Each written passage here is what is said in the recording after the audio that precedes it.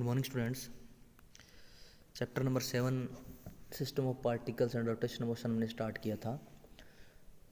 Basic introduction हमने पिछले video में पढ़ा हुआ है। सिस्टम ऑफ पार्टिकल्स में सबसे पहले हमने रिजिड बॉडी के बारे में स्टडी किया था कि रिजिड बॉडीज जो है वो क्या होती है, और हमने पढ़ा था कि रिजिड बॉडीज जो होती है ऐसी बॉडीज होती है जिनको एक्सटर्नल फोर्स लगा के डिफॉर्म नहीं कर सकते हम, और नेचर में ऐसी कोई बॉडी नहीं है जो प्योरली रिजिड हो। बट हम ये देखते हैं कि जब डिफॉर्मेशन जो होता है फोर्स अप्लाई करने के बाद में वो नेग्लिजिबल होता है, तो कुछ बॉडीज जो है जिनको हम रिजिड बॉडी एज्यूम कर सकते हैं। और इसका हमने एक एग्जांपल भी देखा था कि क्वार्ट्ज क्रिस्टल जो है वो सबसे महत्वपूर्ण है कि रिजिड बॉडी में, क्योंकि उसमें अगर हम एक्सटर्नल फोर्स अप्लाई करते हैं तो जो है डिफॉर्मेशन वो कम होता है। इसी सीरीज़ में आगे बढ़ते हैं हम चैप्टर नंबर 7 में। जो नेक्स्ट टॉपिक जो आज का है system of particles and rotation motion में पार्ट 2, उसमें हम पढ़ेंगे सेंटर ऑफ मास के बारे में। हम पढ़ेंगे कि 2 पार्टिकल सिस्टम है, 3 पार्टिकल सिस्टम है या n पार्टिकल सिस्टम है।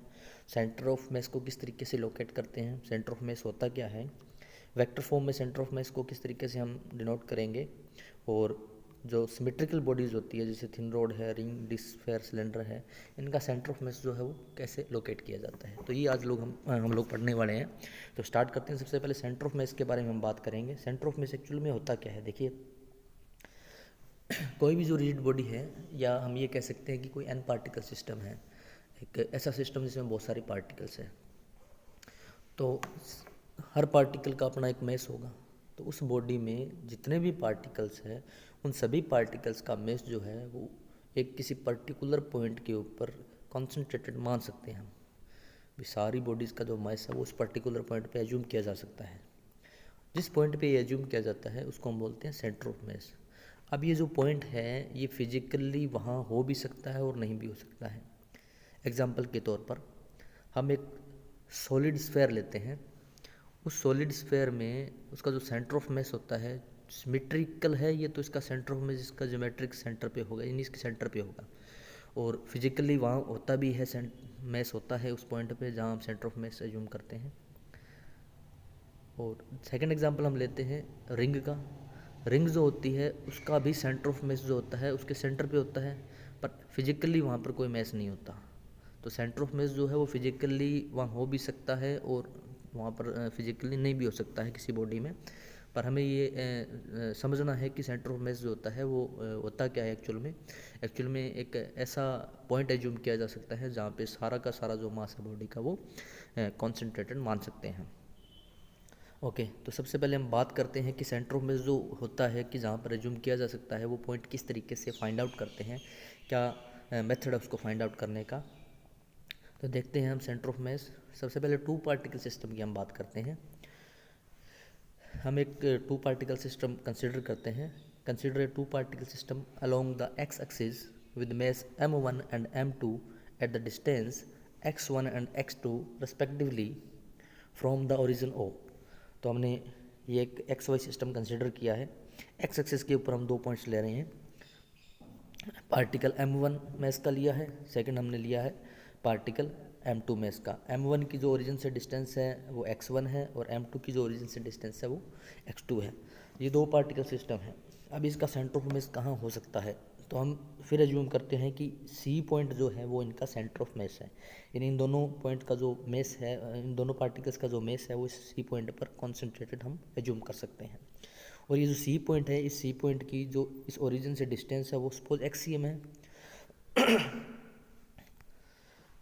The center of mass of the system is that point C which is at a distance xcm from origin where xcm is given by। तो ये जो xcm distance है centre of मास की, ये जो location है वो किस तरीके से हम फाइंड आउट करते हैं, वो होता फॉर्मूला उसका xcm equal to m1 x1 plus m2 x2 upon m1 plus m2।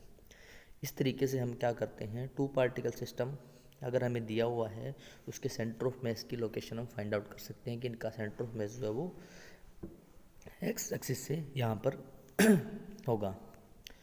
Axiom can be regarded as the mass weighted mean of x1 and x2। x1 और x2 का मास वेटेड मीन जो है वो एक्सियम है, जिसको हमने location बोला है सेंटर ऑफ मास का। नेक्स्ट हम बात करते हैं कि ये जो पार्टिकल्स हमने लिए हैं m1 और m2, अगर ये सिमिलर हो, सेम हो, तब क्या होगा? Then XCM equal to mx1 plus mx2 upon x2m, this is equal to x1 plus x2 upon 2। तो अगर पार्टिकल्स का मेस सेम है तो उनका सेंटर ऑफ मेस जो है वो क्या होगा? बिल्कुल मिड में होगा उनके। Thus, for two particles of equal masses, the center of mass lies exactly midway between them। दो पार्टिकल हैं, उनका मेस सेम है, तो उनका सेंटर ऑफ मेस बिल्कुल उनके सेंटर में, मिड में होगा। अब हम इसी में बात करते हैं कि एक्स एक्सिस में जो है वो m1 m2 टू पार्टिकल नहीं होके बहुत सारे पार्टिकल्स, n पार्टिकल्स हैं। Consider n particle system along the x axis with mass m1 m2 m3 and mn at the distance x1 x2 x3 and so on xn respectively from the origin। Origin से m1 m2 m3 m4 m5 dash dash dash mn तक के particle रखे हुए हैं जिनकी origin से distance जो है वो x1 x2 x3 dash dash dash xn है। तो इस तरीके का जो सिस्टम है उसके लिए हम सेंटर ऑफ मास के लिए क्या फॉर्मूला अप्लाई करेंगे? सेंटर ऑफ मास वही होगा, ओरिजिन से एक्सियम डिस्टेंस पे होगा। तो एक्सियम जो है वो किस तरीके से दिया जाएगा? XCM is equal to m1 x1 plus m2 x2 plus m3 x3 plus m4 x4 plus dash dash dash dash plus mn xn upon m1 plus m2 plus dash dash dash dash plus mn। तो जितने भी particles हैं उनके mess को उनकी origin से distance से multiply करके हम ऐड कर देंगे और उसको टोटल मेस से डिवाइड कर देंगे। इसको हम इस तरीके से भी लिख सकते हैं, XCM equal to summation I equal to 1 to n M I X I upon summation I equal to 1 to n M I. Summation mi is the sum of the masses of the all particles and hence is the total mass m of the body। तो जितने भी particles हैं उनका mess है तो इसका जो सम होगा वो बॉडी के मेस के इक्वल होगा। अब हम बात करते हैं थ्री पार्टिकल सिस्टम की। तो जब थ्री पार्टिकल सिस्टम की हम बात कर रहे हैं तो वहाँ हमने क्या लिया था? एक एक्स वाई सिस्टम कंसिडर किया था, पार्टिकल्स को हमने एज्यूम किया था एक्स एक्सिस के अलोंग। यहाँ थ्री पार्टिकल है तो थ्री पार्टिकल लीनियर नहीं हो सकते, वो प्लेन में होंगे। तो ये जो थ्री पार्टिकल सिस्टम है इसमें हम थ्री पार्टिकल्स कंसिडर करेंगे एक्स वाई प्लेन में। Consider a three particle system in the X Y plane with mass m1 m2 and m3 at the position x1 y1 x2 y2 and x3 y3 respectively. तो ये हमने consider किया X Y coordinate system. X Y plane में हमने तीन particle consider किए, m1 जिसका position है x1 y1, m2 जिसका पोजीशन है x2 y2 एंड m3 जिसका पोजीशन है x3 y3। तो ये तीन पार्टिकल थ्री पार्टिकल सिस्टम है, इसका हमें centre of mass find out करना है। तो हम फिर एज्यूम करते हैं कि सेंटर ऑफ मास जो है C है और इसका जो पोजीशन है वो X C M and Y C M है, X C M and Y C M है। तो हमें ये एक्स सी एम और वाई सी एम जो है वो फाइंड आउट करना है। Centre of mass C of the system located at X C M Y C M is given by, किस तरीके से देंगे? अब वही फॉर्मूला यूज़ करेंगे जो वहाँ यूज़ किया था। एक्स एक्सिस के लिए अलग करेंगे, वाई एक्सिस के लिए अलग करेंगे। तो X C M find out करेंगे तो एक्स सी एम आ जाएगा X C M equal to m1 x1 plus m2 x2 plus m3 x3 upon m1 plus m2 plus m3। इसी तरीके से वाई सी एम आ जाएगा m1 y1 plus m2 y2 plus m3 y3 upon m1 plus m2 plus m3। For the particles of same mass, अगर m1 m2 m3 जो है उनका मास similar है उस सिचुएशन में ये जो सेंटर ऑफ मास आएगा वो जो ट्राइंगल बनेगा उसके सेंट्रोइड पे आएगा। Then XCM equal to x1 plus x2 plus x3 upon 3 and YCM equal to y1 plus y2 plus y3 upon 3। Thus, for three particles of equal masses, the center of mass lies at the centroid of the triangle formed by them। वो तीनों जो triangle बनाएंगे उस triangle का जो centroid होगा वहाँ पे हम एज्यूम कर सकते हैं कि जो सेंटर ऑफ मास होगा वहाँ पर सिचुएटेड होगा। इसी तरीके से मैं n पार्टिकल सिस्टम की बात करता हूँ कि कोई n पार्टिकल सिस्टम है तो n पार्टिकल सिस्टम होगा तो वो किसी स्पेस में होगा, यानी हमें एक्स वाई जेड सब कोऑर्डिनेट्स की ज़रूरत वहाँ पे पड़ने वाली है। तो हमने ऐसा एक n पार्टिकल सिस्टम स्पेस में कंसिडर किया जिसमें m1 m2 m3 mn तक मैसेज है और जिनके पोजीशंस जो है वो x1 y1 x2 y2 और xn y1 इस तरीके से है। x1 y1 z1 ये x1 y1 z1 x2 y2 z2 और xn yn zn ये है। तो m1 पार्टिकल के पोजीशन वेक्टर ये हो गए स्पेस में, m2 के ये हो गए x2 y2 z2, इसी तरीके से m3 के x3 y3 z3, इसी तरीके से m4 m5 m6 m7 हम एज्यूम कर लेते हैं कोई mn पार्टिकल है, इसमें n पार्टिकल्स है तो mnवा पार्टिकल जो है उसके पोजीशन वेक्टर हो गए xn yn zn। The center of mass C of the system located at xcm ycm zcm is given by, फिर वही हम डेफिनेशंस यूज़ करेंगे। xcm इक्वल टू क्या आ जाएगा, m1 x1 वाला formula m1 x1 plus m2 x2 plus m3 x3 plus dash dash mn xn upon m1 plus m2 plus dash dash dash mn। इसी तरीके से ycm आ जाएगा m1 y1 plus m2 y2 plus dash dash mn y1 upon m1 plus m2 plus dash dash dash mn। ZCM आ जाएगा m1 z1 plus m2 z2 plus dash dash dash plus mn zn upon m1 plus m2 plus dash dash mn। तो ये जो है वो centre of mass के position हमारे पास आ गए हैं XCM YCM ZCM, यहाँ सेंटर ऑफ मैस जो है वो अपना लोकेटेड होगा। अब इसको लिख सकते हैं समेशन की फॉर्म में, XCM equal to summation I equal to 1 to n mi xi upon summation I equal to 1 to n mi। इसी तरीके से YCM और इसी तरीके से ZCM जो है वो हम यहाँ पर लिख सकते हैं। आगे की ओर बढ़ते हैं। ये जो समेशन है ये क्या बता रहा है कि इसमें जितने भी पार्टिकल्स हैं उन सब का सम है। तो सब पार्टिकल का सम मतलब बॉडी का सम। ये बॉडी में जितने भी पार्टिकल हैं उनके मास का सम हमने कर दिया तो वो बॉडी का मास आ गया। अब वेक्टर की फॉर्म में ये जो सेंटर ऑफ मास हमने एज्यूम किया है XCM YCM ZCM, इसको वेक्टर नोटेशन में किस तरीके से हम लोग लिखने वाले हैं। तो हम वापस से वही बात करते हैं, x y z है, इन सबको वेक्टर की फॉर्म में लिखेंगे तो हम ये एज्यूम करेंगे कि कोई ith पार्टिकल यहाँ पर मौजूद है। उस ith पार्टिकल के लिए पोजीशन वेक्टर हम लिखेंगे RI equal to XI I cap plus YI J cap plus ZI K cap. और सेंटर ऑफ मास का पोजीशन वेक्टर हम लिखेंगे capital R equal to XCM I cap plus YCM J cap plus ZCM K cap. ये हमने vector में पढ़ा था कि किस तरीके से पोजीशन वेक्टर हम लिखते हैं। तो ये जो ऊपर की इक्वेशन है उनको हम पोजीशन वेक्टर में लिखेंगे। तो हमने एज्यूम किया है small ri is the position vector of ith particle and capital R is the position vector of the centre of mass of the system. Small ri equal to XI I cap plus YI J cap plus ZI K cap. उसी तरीके से capital R equal to capital X I cap plus Y J cap plus Z K cap. तो R जो है वो पहले वाली definitions को यूज़ करके हम लिखते हैं summation of I equal to 1 to n mi ri cap ri vector upon summation of I equal to 1 to n mi। तो अब रिजिड बॉडीज़ का centre of mass find out किस तरीके से करेंगे अभी हम देखते हैं कि हमने अभी पढ़ा है कि रिजिड बॉडी जो होती है उसको डिफॉर्म नहीं किया जा सकता, उसमें बहुत सारी पार्टिकल्स होते हैं और पार्टिकल्स तकरीबन बिल्कुल इस तरीके से लोकेटेड होते हैं कि उनके बीच का जो स्पेस है वो बहुत कम होता है।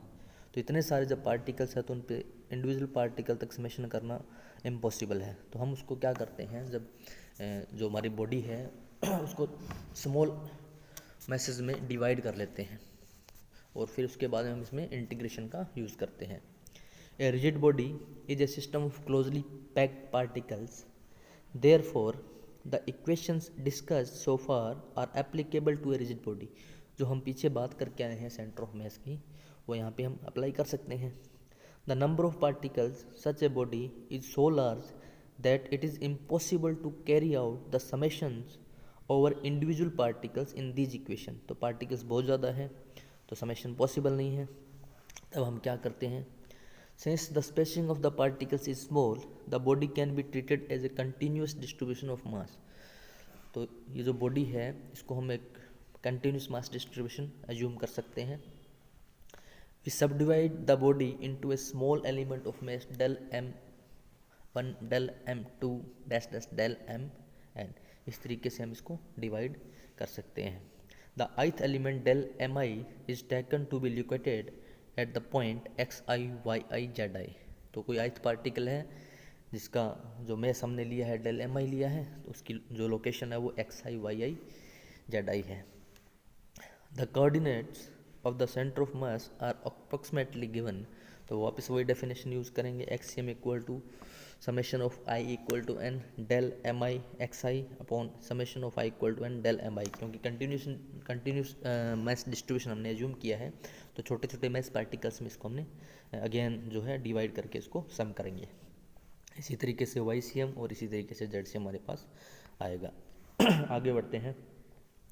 If n is made bigger and bigger and each del mi smaller and smaller, these expression become exact। अगर n बहुत ज़्यादा है, नंबर ऑफ पार्टिकल्स जो हमने लिए थे बहुत ज़्यादा लिए थे, हम यहाँ पार्टिकल्स जो है क्या बात कर रहे हैं कि कंटिन्यूस डिस्ट्रीब्यूशन है, तो del m1 del m2 del m3 इस तरीके से छोटे छोटे एलिमेंट हमने मैस के कंसिडर किए हैं, तो ये बहुत ज़्यादा है। और डेल m जो हमने कंसिडर किया है कि वो स्मॉल से स्मॉल कंसिडर किया है, तो जो ऊपर के एक्सप्रेशन है वो एग्जैक्ट बनेंगे। कैसे बनेंगे, उसके लिए हमें क्या करना पड़ेगा, समेशन को इंटीग्रल में चेंज करना पड़ेगा। In that case we denote the sums over I by integrals. Thus del M I becomes integration D M equal to capital M mass of M. Del M I X I becomes integration X D M. Del M I Y I becomes integration Y D M. del mi zi becomes integration zdm। The coordinate of the centre of mass now are, अब किस तरीके से लिखे जाएंगे वो, X C M equal to 1 upon integration X D M, Y C M equal to 1 upon M integration Y D M, Z C M equal to 1 upon M integration Z D M. तो ये integral form है, हमको इस तरीके से लिख सकते हैं। The vector expression equivalent to these 3 scalar expression, इनके जो हमने लिखे हैं उनमें वेक्टर फॉर्म में हम किस तरीके से लिखेंगे, R C M equal to 1 upon M integration R D M. जो आर था वो क्या था, ith पार्टिकल का पोजीशन वेक्टर था, और कैपिटल आर जो है वो सेंटर ऑफ मास का पोजीशन वेक्टर है। तो ये हमने बात की है सेंटर ऑफ मास की। सेंटर ऑफ मास होता क्या है, उसकी वेक्टर नोटेशन क्या होती है, 2 पार्टिकल 3 पार्टिकल और n पार्टिकल सिस्टम में सेंटर ऑफ मास की लोकेशन को इस तरीके से फाइंड आउट करते हैं। अब हम कुछ एग्जांपल्स करते हैं कि हमारे पास कोई रेगुलर या सिमेट्रिकल बॉडीज़ जो है उनका सेंटर ऑफ मास जो होता है वो कहाँ होता है। तो जितने भी सिमेट्रिकल बॉडीज़ जो होती हैं उनका सेंटर ऑफ मास उनके ज्योमेट्रिकल सेंटर पे होता है। इसमें सबसे पहला जो एग्जांपल हम लेते हैं वो लेते हैं centre of mass of A thin road. Thin road की हम बात करते हैं, तो हम क्या करते हैं, एक सिलेंड्रिकल थिन रोड लेते हैं जिसकी रेडियस जो है वो इसकी लेंथ की कंपेरिजन में बहुत स्मॉल है। इसका ज्योमेट्रिकल सेंटर ओ लेते हैं, और इसके जो ओ हमने ज्योमेट्रिकल सेंटर लिया इसको ओरिजिन कंसीडर किया है, और एक्स डिस्टेंस के ऊपर डी एम स्मॉल एलिमेंट लिया है मैस का। उसी तरीके से माइनस एक्स डिस्टेंस पर एक उतनी ही मैस का एलिमेंट और हमने लिया है डी एम। ये सिमेट्रिकल है तो ये डी एम इक्वल है। Consider a thin rod whose radius is much smaller than its length, taking the origin O to be at the geometrical center of the road and x-axis to be along the length of the road. We can say that on account of reflection symmetry, for every element dm of the road at x, there is an element of the same mass dm located at minus x। x distance पर जितना mass located है उतना ही minus x distance पर located होगा, क्योंकि symmetric है। तो जब हम इसमें फाइंड आउट करेंगे सेंटर ऑफ मास, तो हम ये लोग देखेंगे कि हमने फाइंड आउट किया था X M equal to m1 x1 plus m2 x2 upon जो, जब इसमें फाइंड आउट करेंगे तो क्या आएगा, D M X plus minus X D M, तो ये क्या हो जाएगा, 0 हो जाएगा। The net contribution of every such pair to the integral and hence the integration X D M itself is 0, तो ये क्या हो जाएगा, सारा 0 हो जाएगा। The point for which the integral itself is 0 is the center of mass. Thus, the center of mass of homogeneous thin rod coincides with its geometrical center। तो हमने बात की कि ये क्या है, सिमेट्रिकल है, तो इसका सेंटर ऑफ मेस कहाँ होगा, ज्योमेट्रिकल सेंटर पे। कैसे होगा, क्योंकि यहाँ पर इंटीग्रल क्या हो जाएगा, जीरो हो जाएगा। अगर सिंपल से हम बात करें हैं सेंटर ऑफ मेस की कोऑर्डिनेट वाली, X C M equal to 1/m integration X D M, तो ये एक्स डी एम क्या हो रहा है, जीरो हो रहा है, तो एक्स सी एम क्या हो जाएगा, जीरो हो जाएगा। तो सेंटर ऑफ मेस कहाँ आएगा, जीरो, यानी ओरिजिन पे आएगा, यानी इसका ज्योमेट्रिकल सेंटर पे आएगा। इसी तरीके से हम रिंग की बात करते हैं, डिस्क की बात करते हैं, स्फेयर की बात करते हैं, इन सब की बात करते हैं, ये सारी की सारी क्या है, सिमेट्रिकल बॉडीज़ हैं। तो इन सारी सिमेट्रिकल बॉडीज़ में जो हमने थिन रॉड वाला कंसेप्ट यूज़ किया है, उसी कंसेप्ट को यूज़ करते हुए इन सब सिमेट्रिक बॉडीज़ जो हैं, इनका सेंटर ऑफ मेस जो होता है वो क्या होता है, इनके ज्योमेट्रिकल सेंटर पर होता है। तो ये था आज का टॉपिक, सेंटर ऑफ मेस होता क्या है, उसकी लोकेशन किस तरीके से फाइंड आउट करते हैं, और सिमेट्रिकल बॉडीज़ जो होती हैं उनका सेंटर ऑफ मेस जो होता है वो हमेशा उनके ज्योमेट्रिकल सेंटर पर होता है। इसको आप और पढ़िएगा, एक्सरसाइज करके देखिएगा। आगे फिर नेक्स्ट टॉपिक हम डिस्कस करेंगे, इसी चैप्टर में से थर्ड पार्ट हम करेंगे आगे के टॉपिक्स में। Thank you, have a nice day.